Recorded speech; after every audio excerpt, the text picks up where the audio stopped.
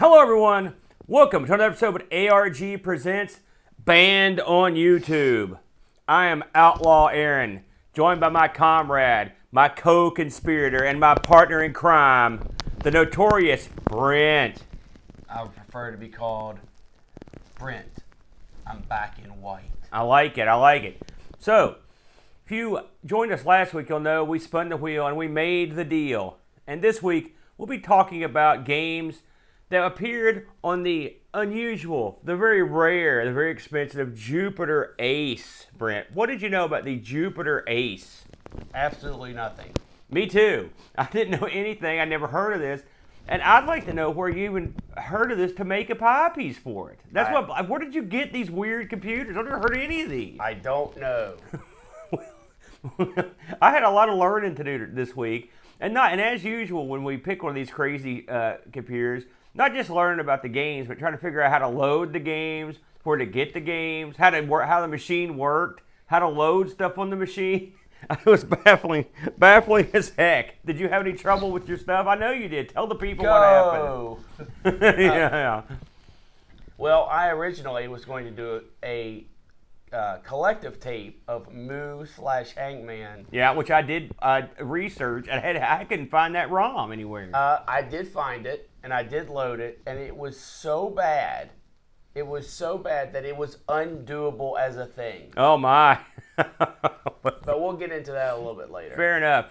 So, why don't we have a quick look, just a grazing of the top of the information available on the Jupiter Ace. Now, I didn't even know what country this thing was from, to be completely honest with you. I didn't have any idea. And guess what? Another computer from the UK. Yes. So it's amazing how this happens. The Ace was released September 22nd of 1982.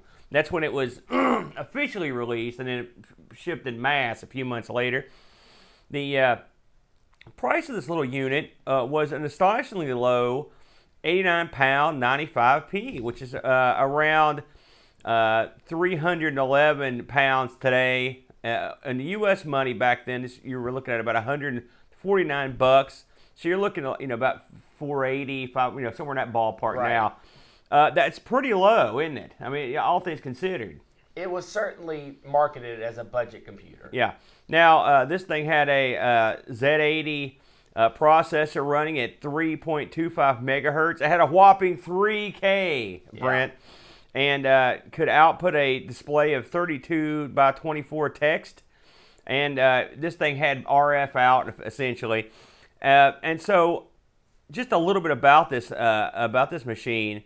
The operating system on it was called Ace 4th, which we'll get into. That's sort of the big selling point of this thing.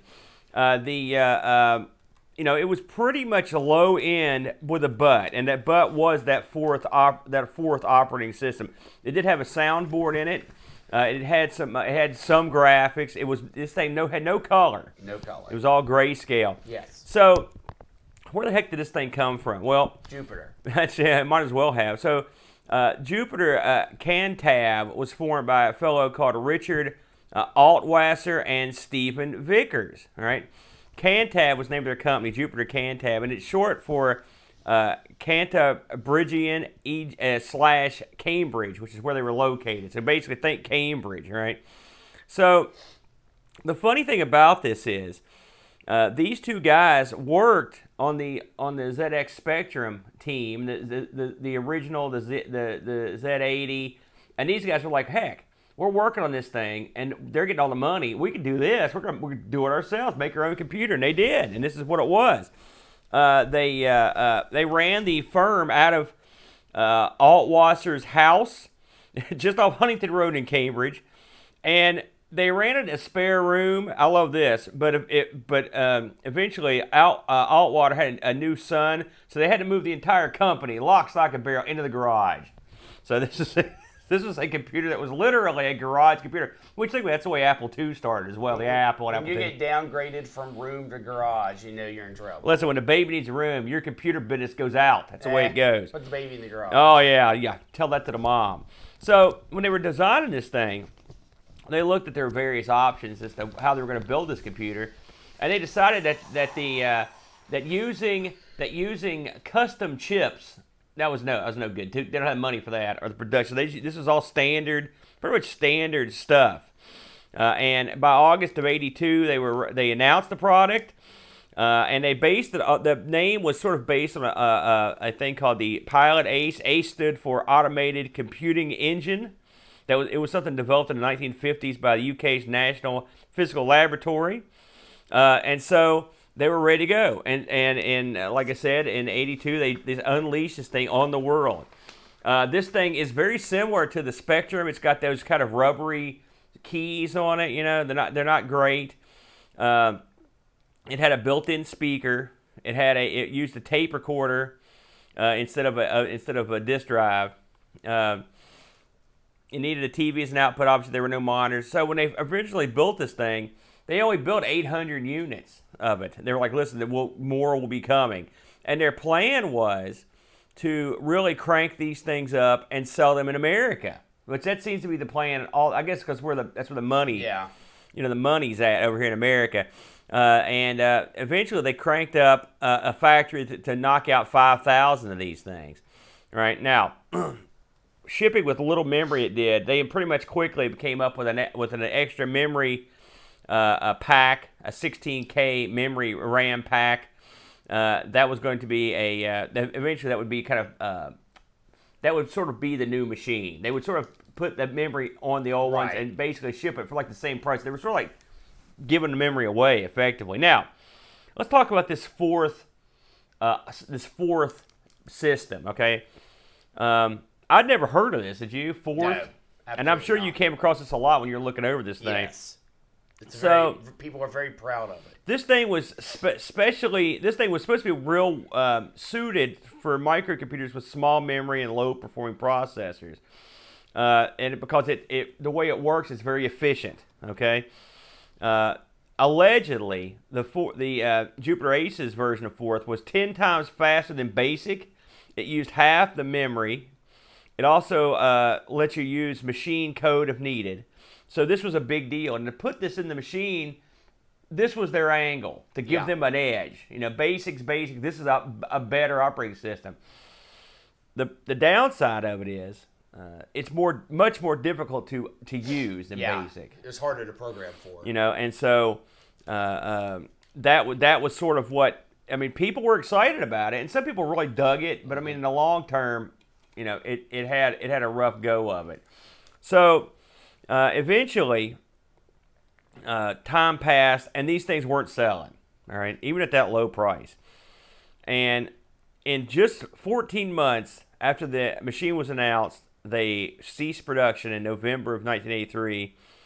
They only had 5 employees. They all got that was the end of them. And they had a 140,000-pound debt, and so they negotiated a deal.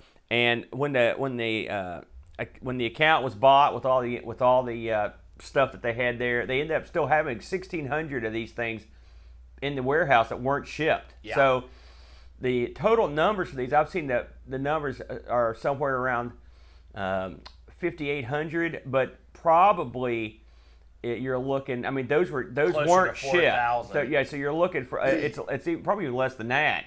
That were actually sold. So you got to think that puts this in pretty rarefied air.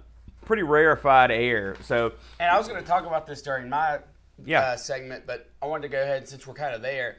The people that bought all those units was the Boldfield Computing Limited, and they actually made games for the system as well. They made both games I was going to look at, and I found flyers where they were selling these things. Yeah. They were selling broken ones. They were selling just boards. They were selling just components, just chips.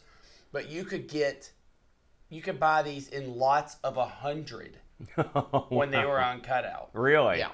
That's incredible. Do you remember what they were? Was it a reasonable price they were asking? I can actually tell you exactly what they were selling them for.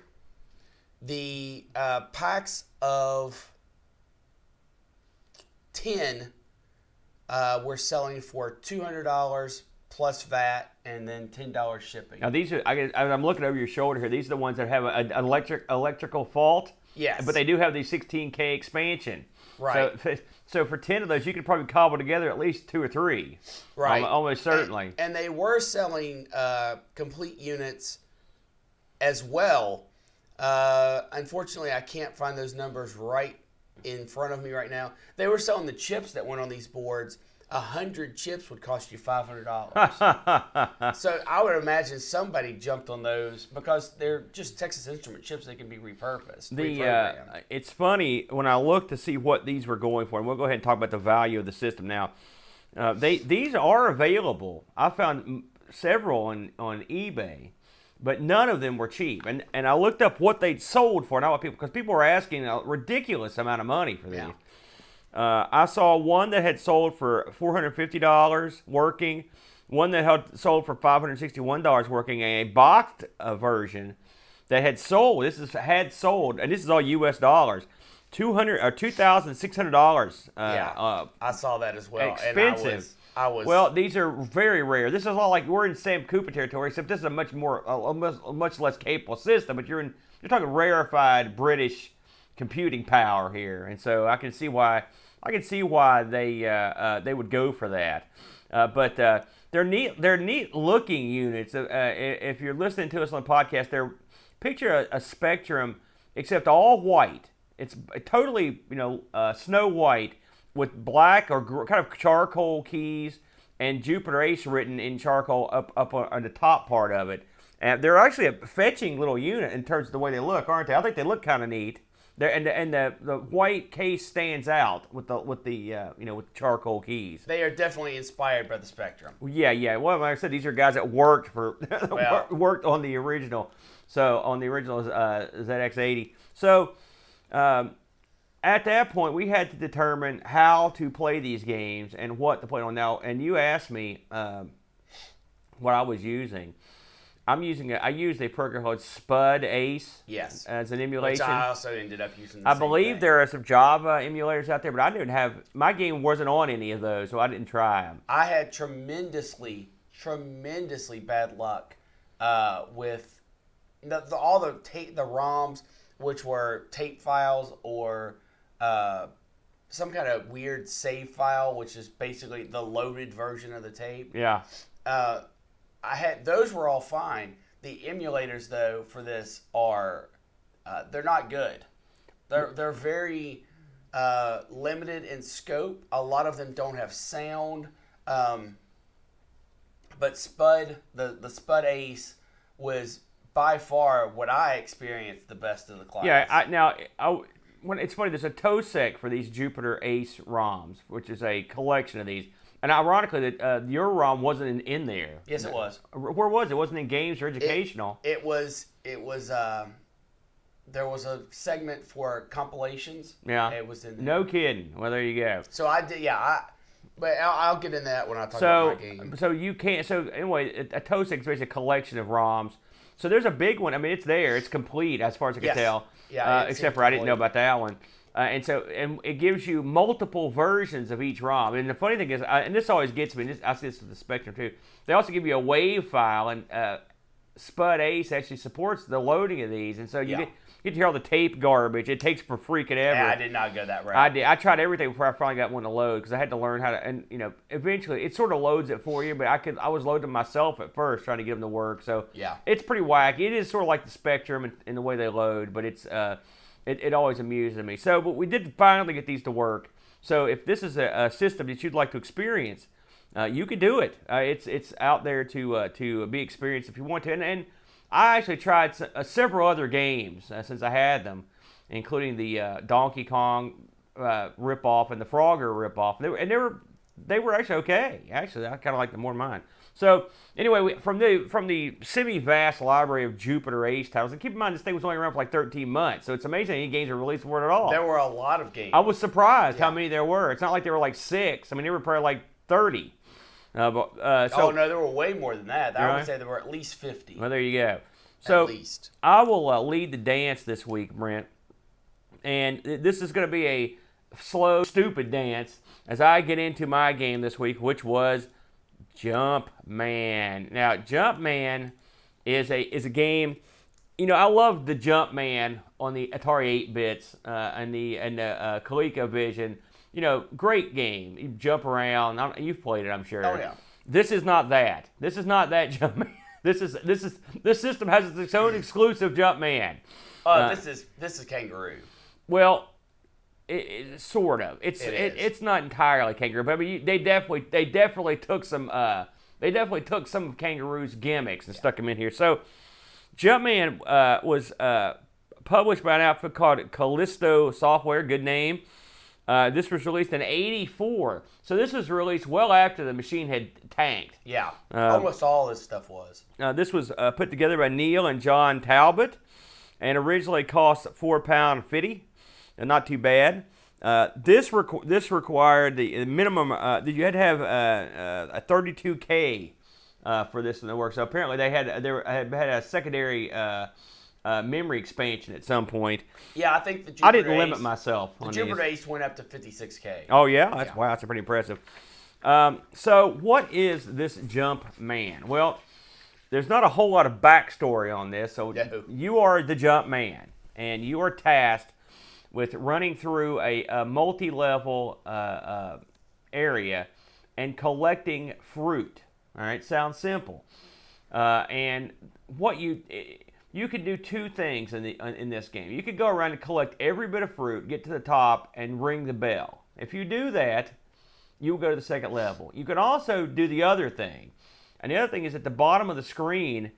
There's an area that indicates what Jumpman needs to get. So there's one fruit he's got to have. Now you think to yourself, how are they differentiating this fruit on this little res black and white computer screen? Well, they do it. They manage to really well. Differentiate the shapes, and they're not hard. It's not like you're having trouble. You can tell the cherries, pears, apples, stuff like that. You don't have any trouble. And once you see that, and I will say when I first played this, I didn't know you could only pick up the certain type of fruit, so I thought you had to get them all. Well, at first I didn't think you had to get in. I'd just go up to the top. I was like, screw the fruit, I'm leaving.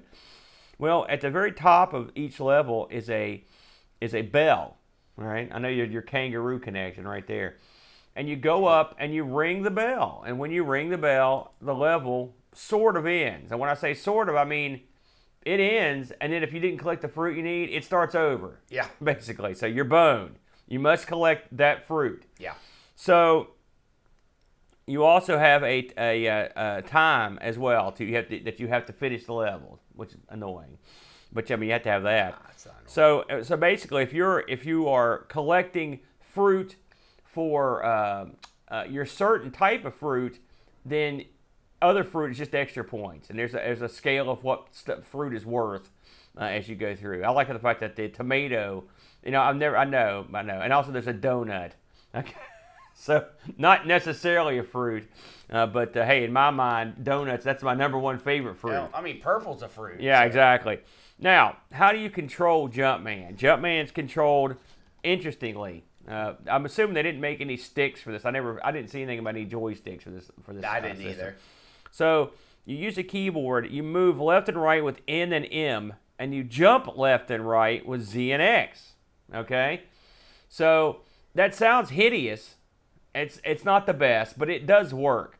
Jumpman. This game punishes failure. It does not give you any breaks. No.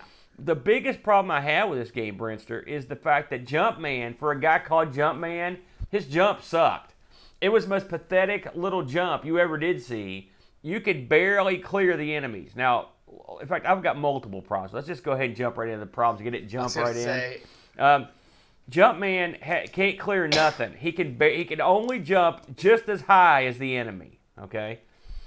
So what does that mean? Well, he can clear one segment of space. Right. So if Jumpman has to jump over an enemy, the enemy's coming towards Jumpman, you have to wait till the enemy's right beside him, then you jump. Well, the problem is these enemies will just randomly change direction. Yeah. And there's no way to control where they're going. There's no way. And you have to, it's not like you can avoid them. You've got to jump them. You have no choice.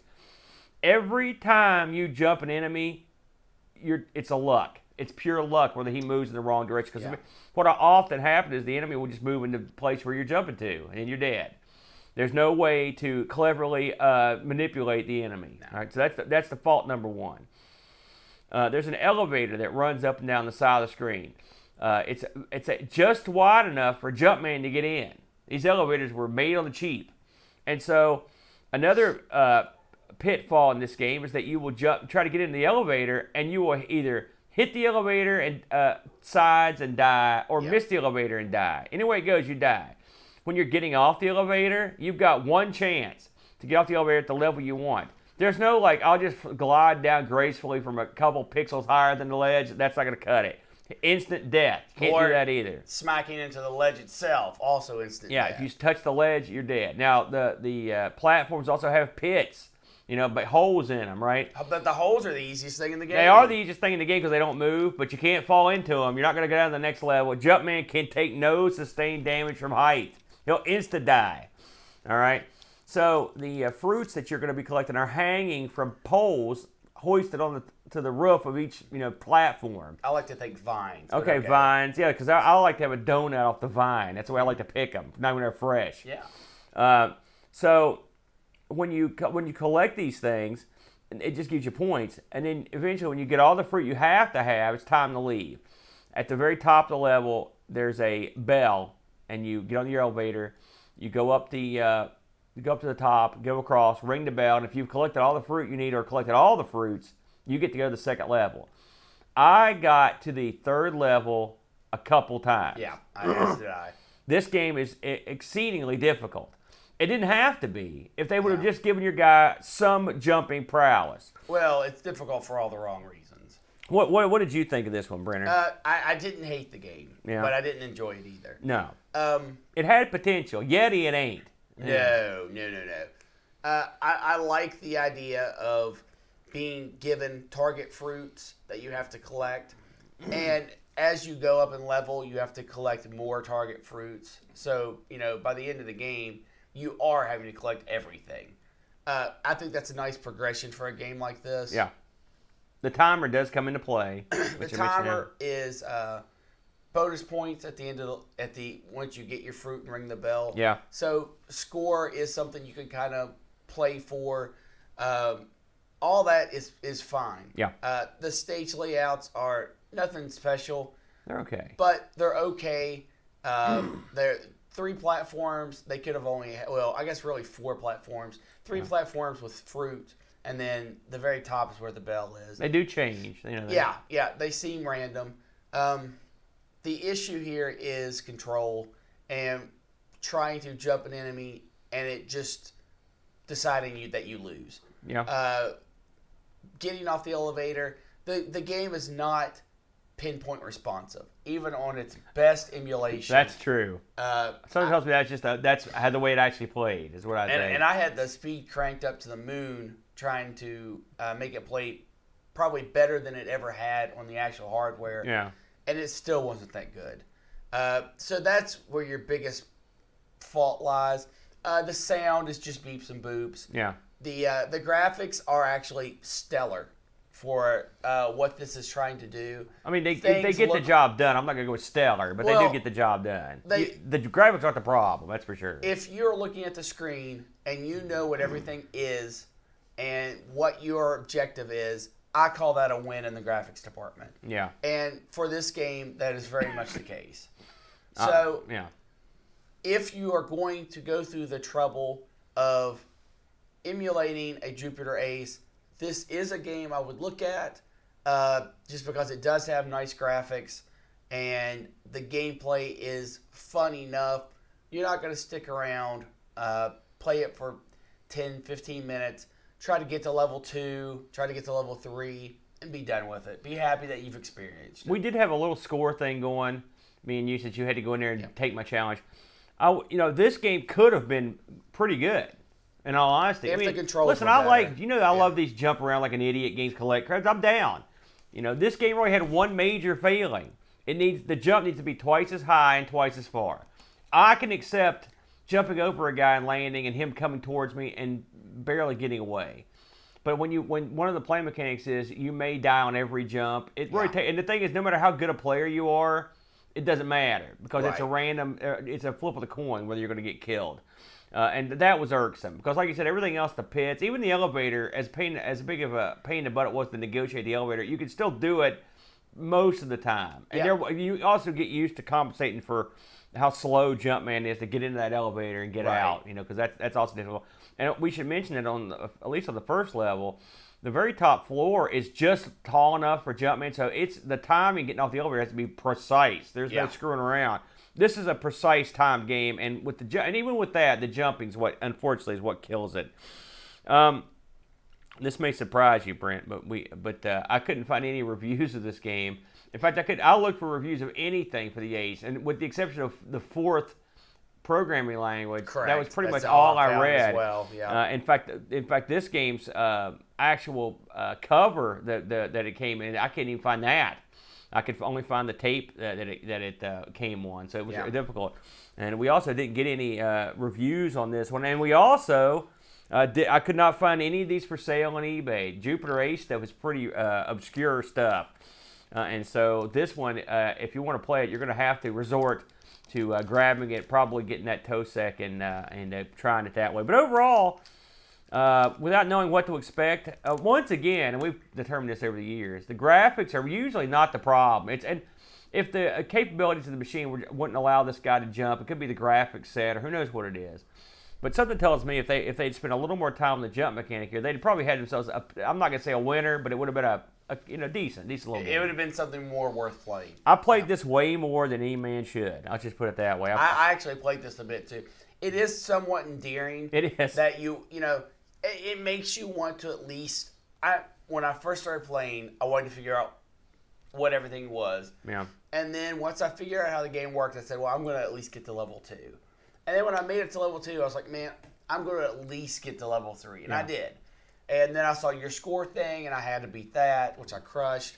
But the time I spent with this was fine.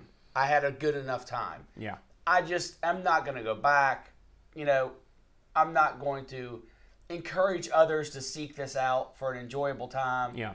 It was there. I'd played it. Let's move on. I agree. Speaking of moving on, let's move on. Now, Brent, you mentioned that you had changed your game up. Do you want to talk a little bit about your original choice before you... Absolutely. I originally was going to pick a compilation tape of Moo/Hangman. Now, when I saw your original choice, I thought to myself, why would this guy pick something like that? So why did you pick that? Was it strictly on the basis of Moo? It was. Okay. 100%. I thought a game about cows, I'm in. Yeah. Moo is not a game about cows. And I will say, unfortunately, this particular game had a cover, and the cover was awesome. Yeah. It was a hangman guy standing beside a gallows, and in front of him was this cow. Yeah. That was standing up, going like whoop, like doing this like evil looking cow. And I thought to myself, this is a strange combination. Yep. And that's what drew me in. And let me tell you something. I have never been so disappointed from title to game in my entire life. It was so bad, folks, that I thought the game was not loading. I thought there were physical problems with the... you must have, clearly you loaded up Moo first. Well, excuse me. When you load up the game, it says, press a key, okay? Press a key, okay? Press a key, okay? Press a key, okay? And then it says, what's your guess? There's no prompts. There's no explanation. So I was like, what is going on? Yeah, I had to look this one up myself to figure out what was happening. Turns out that it's a secret code game where the press a key is you're putting in a code for someone else to figure out. But it is literally, there's not like, oh, you need to go one higher or one lower or a letter to the left or something like that. No, it's none of that. The only response you get is, no, that's wrong. And there is no other game or graphic or anything for Moo. That's it. Excuse me. So you turned the tables on that one. And then I went to play Hangman. Yeah. How could you botch that? And Hangman's the same way. It's a 2-player only game where one person puts in the letters. But when you guess a letter, if you get it wrong, it builds the Hangman like you normally would. But if it gets you right, if you guess right, it doesn't tell you where the letter goes. It just makes a little notch on the hangman thing. So you have to keep guessing, not knowing what order the letters are in, and then eventually guess the word that someone typed in. It's I love it. These are teletype games that someone put on a cassette and sold. And I can tell you who did it. It was the Boldfield Computing Limited, the same people that bought all of the Jupiter Ace stuff, and also did the game that I did end up reviewing. Which was? Atic Raid. Atic Raid. Let's hear about Atic Raid. Atic Raid, like I said, was from Boldfield Computer Limited. They did a ton of stuff for the Jupiter Ace. If they weren't the main supplier of software, I don't know who was, because they did both games and like spreadsheet software. Amongst their titles, they did Amazing Race. They did Black Island Adventure, which is supposed to be the best game on the Jupiter Ace, but it's a text adventure, so I was not for that. They did a lot of arcade clones like Centipede and Frogger, and they were the main force behind these multiple games on a tape deal. Like I said, they did Hangman and Moo, and then they had a triple pack where they had 3 games, but the games that were on their double and triple packs were so basic. They were so no substance that they are literally not even worth anyone's time. They're so bad. I looked at a couple of them. But their individual games, like Atic Raid, is pretty good. Atic Raid even went so far as to have a story, which I would like to share with everyone. Go ahead. You have been separated from your friends while walking on the moors when a storm appears, and now you're lost with dusk falling. Sorry. You have managed to come across shelter called Haunted Hall, and you discover it is empty except for all the coffins that lay around the place. To me, that's not empty. Yeah, it's empty of human life. The door to leave the place has disappeared, so you have no choice but to explore and find another exit. But entering the attic, you realize you are not alone, and many of the rooms are full of ghosts and poltergeists. So, that's your story. It started raining. You thought, well, I'm going to take shelter in this place called the Haunted Halls full of coffins. What could go wrong? Yeah. And then the stuff goes wrong. Yeah. You can't blame no one for that one. That's right. That's pretty much on you. So, what is this? This is a maze game. Yeah. And it is split into 2 phases. The first phase is an above view where you are running around with your infinite crawl blades or whatever. For some reason, you have throwing stars hundreds of them that can stun the ghost if when they are chasing you. So you have an above view, and you are trying to navigate this maze to get out of the attic, which is going to be... The attic actually has several floors, and you go down into the attic through a door in the floor. While you're up there, though, you need to collect food because apparently the journey through the house is very exhausting. Yeah. So you have to have enough food to be able to make that. That happens to me when I'm at the house there. That's right. Start with the kitchen every time I can pass. You have to collect keys. That's how you get through the attic, the doors going down from the attic. And you have to avoid all the ghosts that are in the attic. And the ghosts really come in 2 forms. One is this little tadpole-looking ghost that is in every single room.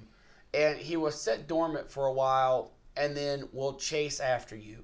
And he is 2 or 3 times the speed of your guy. Yeah, so he will always catch up with you once he wakes up. You get so much time in the room where he's not chasing you and then he chases you. You can stun him with your crawl blade, which will basically make him stop moving for a little while. And you only throw your crawl blade in the opposite direction that you are moving. So if you are moving up... the panic toss. You are throwing your crawl blade down. Yeah.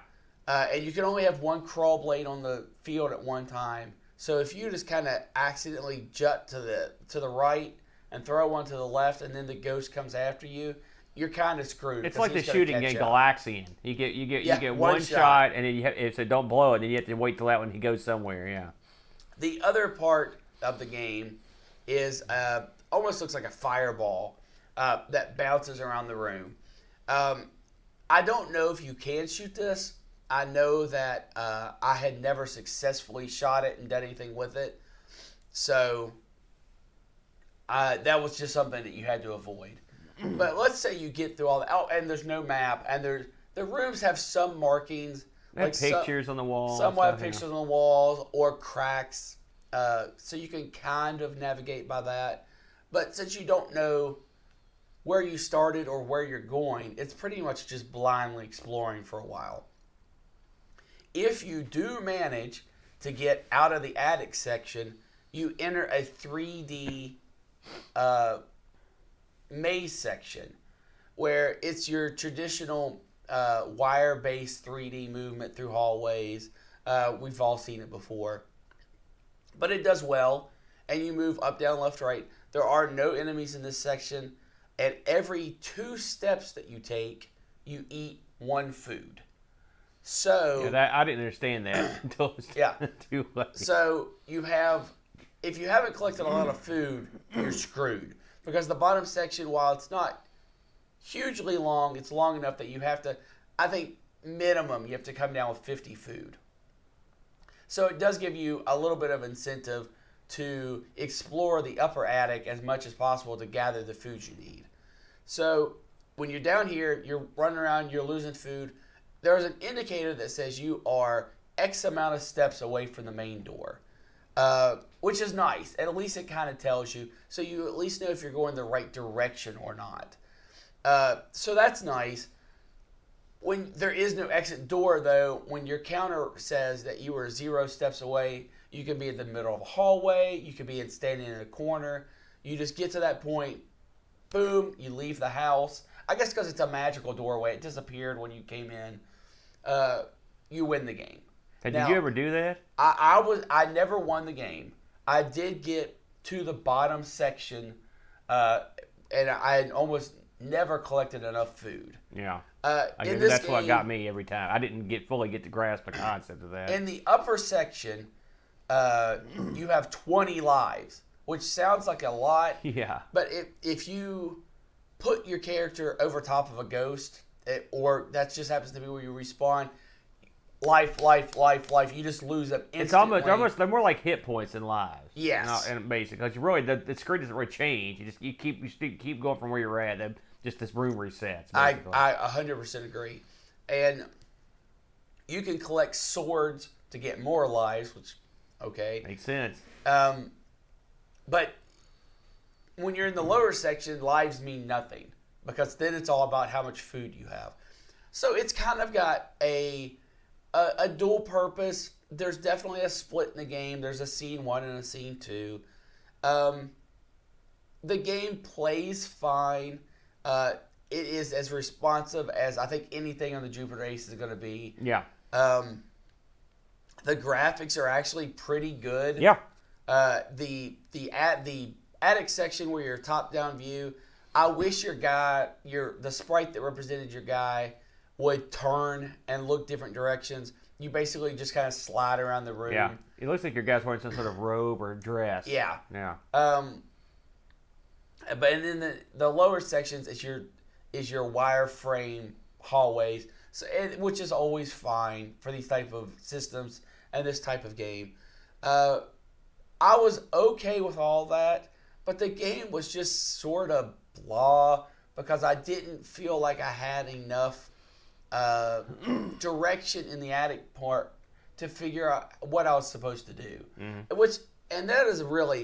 That is an ongoing problem of the Jupiter games that I saw, is if you don't know what you're supposed to do, you're not going to probably figure out what you're supposed to do. Thankfully that you've got the instructions for this. You've got a general idea what's happening. Well, I looked at the instructions on this, and it was not informative.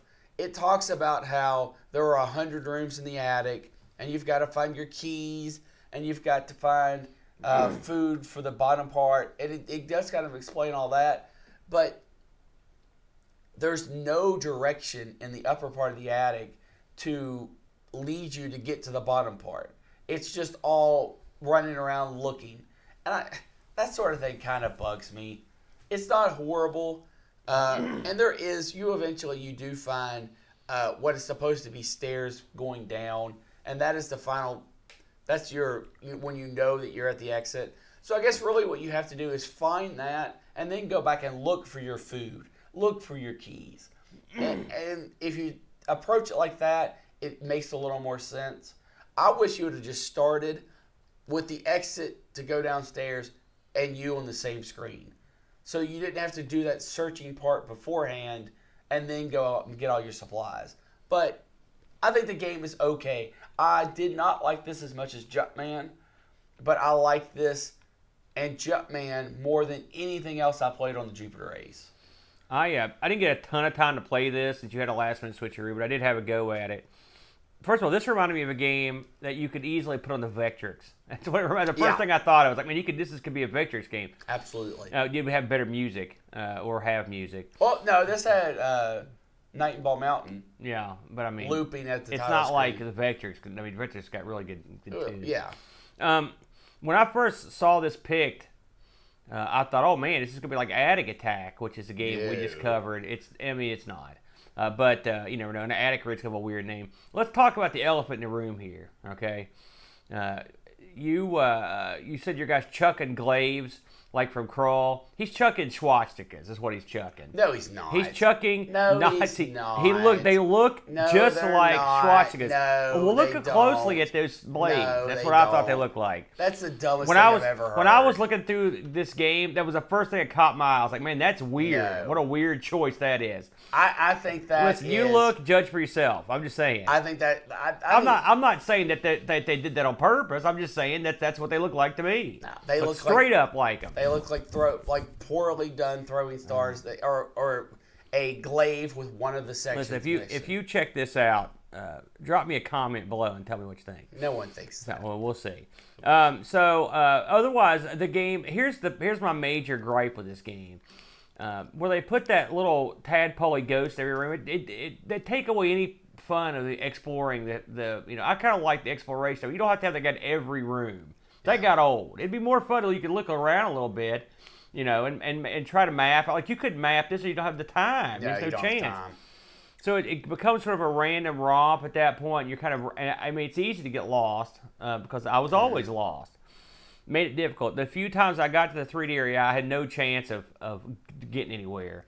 I was pretty much toast. Yeah, you have to go down with a decent amount of food. And so I didn't understand how that worked anyway, so I got knocked off. But I mean, where would I put this in the pantheon of Jupiter games? I'd say I think this is probably a better game than Jumpman, just because it's more playable than Jumpman. I mean, you have a chance. Well, if you go room to room, you could actually have something resembling a fun shooting time in there. You're shooting, you're running. It's okay. Like Jumpman, the jump principle, the jump capabilities ruined it for me. So this is more of a playable game. Jumpman's the concept and the actual game are more fun, but this is more. I feel like I had a chance. That's what it comes down to, though. Which game did you have more fun playing? Neither one of them were that much fun. I'll be honest with you. It was not. This was a slog through this thing. It was not the most fun I've ever had playing a game. If I had a Jupiter Ace and I had my buddy over and I was going to show him a game between Atic Raid and Jumpman, I would have him sit down and play Jumpman because Atic Raid. Atic Raid. Atic Raid. You have to explain that game before the person can have fun. Where Jumpman, they can just you just tell them, there you go. And they can die immediately. Well, you're right, but there's no explanation needed because you're going to collect the fruit just, because that's what you do in games. Yeah. And he's probably going to try to collect all the fruit because that's what he's going to think he needs to do, which kind of plays itself off because the level will complete. Yeah. So I would most certainly rather play Jumpman than I would this. Well, I can understand your reason. Did you find this on eBay or any reviews? I know. Oh, are you kidding? No, this was nowhere. I thought I would ask. I looked like like I think you did. I just looked for games reviewed on the Jupiter Ace, but I found nothing. Yeah. It wasn't. It wasn't. I don't think even the Jupiter Ace. I don't think got any magazines or anything. I don't think it had anything like that. Yeah, and it's kind of unfortunate. When you've got the Spectrum, do you need the Jupiter Ace? And I know people who are fans of Jupiter Ace are probably going to take offense to that. But what did this do outside of having a superior OS basic that no one could program before because it wasn't what people were used to? What does this have over a Spectrum? Well, I mean, not much. I mean, of course, this really was more of a wasn't really competing with the ZX as much as it was the original Z80. I will say this. Speaking of, before we shut the door on this, there's an emulator of the Jupiter Ace on the ZX Spectrum, so you could actually emulate and this. The Sam Coupe. Yeah, well, there you go. So if you've got one of those systems and you want to try to experience some of these games, that's another way to go. Speaking of experiences, Brent, we all enjoy it when we experience the awe and astounding, interesting wheel action. Let's give it a whirl, shall we? All right, let's do it. All right. Hopefully it's going to be a little kinder this week. Now, this week, Brent, we added two things here. We've got the Sharp MX computer, another one out of the Brent archive, and we've also got games that we spent 50-plus hours playing. Yes. We're going to try that one, so let's get this thing in there, Brent. I just want to make a real quick comment of how beautiful the wheel looks. Thank you. Thank you very much. Let's see what we get here. If it's the Sharp MX or MZ, I'm going to be... No, it's one of the new ones. What is it? It is the Atari Falcon. Okay, the Atari Falcon. Now, the Atari Falcon was Atari's last effort in the realm of computing. Brent, did you know that? I did not. Everyone wants one of these, but none shall have them. So that should be interesting. I don't think I've ever played anything on the Falcon. I don't know what it is. I am familiar with it, so that should be a good time. So we'd like to thank, of course, our good buddy, the Duncan Styles, for all of our cool graphics. We want to thank BarkBit, who does our closing theme. Thank you very much. So awesome. We should we should tidy up a bit before we go. And if you were watching ARG live last week for our movie games episode, our stream went down in midstream, and it was we were shut down. It wasn't the internet. Yeah, for once, YouTube shut us down for being hideous, dirty, underhanded video pirates that we are, and showing a 2-minute preview clip of the Bill and Ted film, silenced with us overlaid on top of it, and letterboxed. So it was still enough to have the Bill and Ted people go bananas. And so, long story short, we will not be able to live stream on YouTube for 90 days. Yep. I talked to YouTube representatives. I pled my case passionately, very cordially, and they were very nice. And then they nicely told me to get the hell out. Yep. And we were so, believe it or not, we got the boot for 90 days. They said it's good for all interested parties that you take a break for 90 days to reflect on the hideous bootlegging scumbags that you are, to take back and count your blessings that the mama YouTube allows you to suckle. And so what we're going to do in the interim is we are shifting off our live streaming, all the Amigos channel, Amigo Retro Game channel, all of our live streams are going to switch over to Twitch. Now, we'd intended to broadcast on Twitch today, but we have a little hiccup. There was a malfunction at the junction, and so we'll be starting next week. We'll be broadcasting our live show on Twitch as usual. This is a rare non-live ARG. What does this mean going forward, Brent? Well, what it means is the Thanks for Giving Spectacular that we have been pushing for months will now be on Twitch, because the 90 days will still be in effect when that rolls around the day after Thanksgiving. Stupidly will be in effect. And so nothing will change. It'll be the same exact show. It will just be live streamed on Twitch. Now, when we finish these shows, as always, the live streams will be uploaded to YouTube, so everyone will get to see them after the fact. and all of our shows will be on YouTube as normal. Yes, they smacked us around, but they didn't smack us so hard to completely remove us. They smacked me pretty good. I'm a pretty calm fellow, and I have attempted to maintain my historically well-known level of tolerance and be a happy boy. But I'm not happy, frankly. I think it's baloney.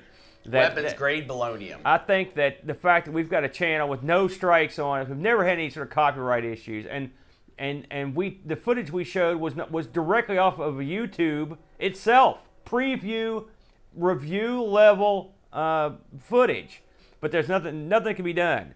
Once you get into the system at YouTube, you have no chance, because they're not going to listen to any reason or circumstances that would be effective only to your channel. You are blanketed in with every other crooked scumbag. And so, as I mentioned, and if you want the full story, I recorded a little 5-minute presentation that I released last night. You can go check that out. That just kind of outlines how it went down. But it's disappointing, and that's the diplomatic version. Let's just leave it at that. Yeah. Something else that we need to mention: if you have not got your piece suggestion in, you are running out of time, sir. The deadline for that is October 31st. We have to cut it off somewhere. That's where we're cutting it off.